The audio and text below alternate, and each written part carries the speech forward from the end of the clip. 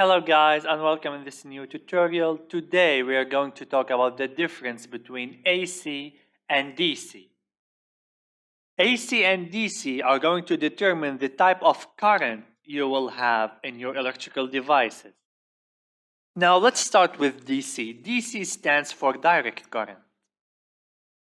It means that the current you have in your circuit will flow in one direction from your positive terminal to your negative terminal. There is no fluctuation, there is no going back and forth for the charges and electrons. Every electrical panel that is used to automate some kind of machinery will contain a DC part.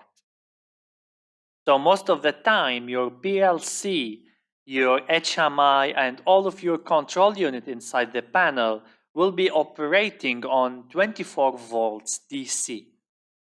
So the industrial standard for DC power supply are rated at 24 volts or 12 volts.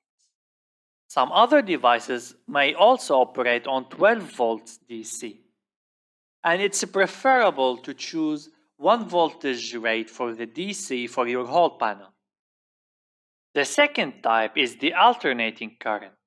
Now, the way alternating current operates is a little bit different than the direct current. The electrons or charges are going to be fluctuating backwards and forward to produce the alternate current. Frequencies are standardized all over the world. It's either 50 Hz or 60 Hz. What does that mean is that your electrons are going to fluctuate backwards and forwards 50 or 60 times per second. Now let us check the waveform for both AC and DC current. Now if we check the first waveform, we will see that it's only consisting of a line at 5 volts. No matter how we proceed in time, the voltage is constant at 5 volts and there is no fluctuation. By the way, you can say AC voltage source and DC voltage source. It's not a property that's only for current, since current and voltage are correlated to each other. Now, the second circuit, it's operating on AC 220 volts at 60 Hz. And we can see that electrons are fluctuating backwards and forward. Now, the second circuit, it's operating on AC 220 volts at 60 Hz. And we can see that electrons are fluctuating backwards and forward.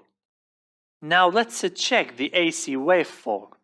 We can see that the voltage is increasing in time and then it's decreasing again. This is how AC operates. It increases to its peak voltage value, which in our case here 220 volts, and it drops back to its lowest value, which is minus 220 volts. And for this voltage source, which is 60 Hz, it takes 1/60 of a second to complete this cycle. And that's the period. If we take the inverse of period, we get frequency, which is how we determine that it is 60 Hz, which means it's 1/60 of a second to complete a full cycle.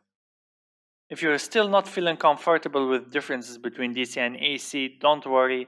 Throughout this course, I'm sure that you'll get the grasp of it, especially after talking about three-phase and how we design single and three-phase circuits. But for now, all you need to understand is that DC is used only for control circuits, and AC is used to provide power to the heavy motors of the machinery.